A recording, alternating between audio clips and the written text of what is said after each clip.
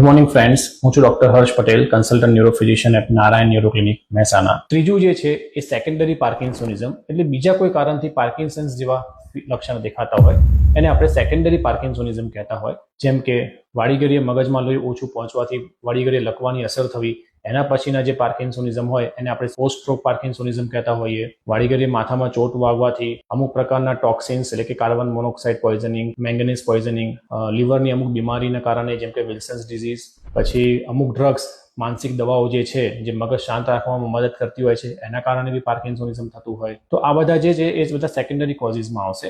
અને હેરેડો ડિજનરેટિવ જે ચોથો પ્રકાર છે એને આપણે હેરેડો ડિજનરેટિવ પાર્કિન્સોનિઝમ કહીશું.